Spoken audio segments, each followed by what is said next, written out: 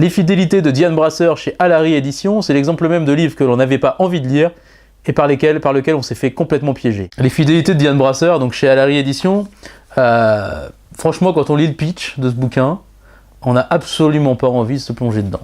Mais alors vraiment pas. Hein. Le pitch, en gros, c'est un homme de 50 ans qui a une double vie, qui a sa femme, ses enfants, et qui a une maîtresse un peu plus jeune à Paris, parce que sa femme habite Marseille. Et donc il fait des allers-retours, il a une double vie, tout ça le tracasse, parce qu'il a le démon de midi, et ainsi de suite, enfin c'est très compliqué dans sa tête.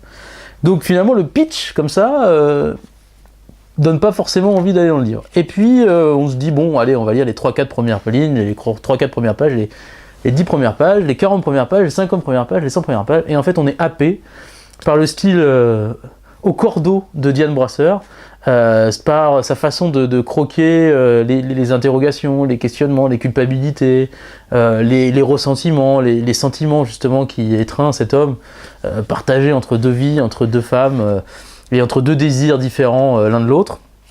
Et bref, on est vraiment bluffé, complètement bluffé par ce qu'arrive à nous faire ressentir Diane Brasseur, qui est une femme de 33 ans, qui parle d'un homme de 50 ans qui a 2 femmes. Bref, c'est assez étonnant comme bouquin, et je vous conseille vivement de le lire chez Alary Éditions, qui est une nouvelle maison d'édition qui vient d'être fondée. C'est un des premiers romans qui paraît là-bas, et honnêtement, s'ils sont tous de la même tenue, c'est une maison d'édition qu'il faudra suivre.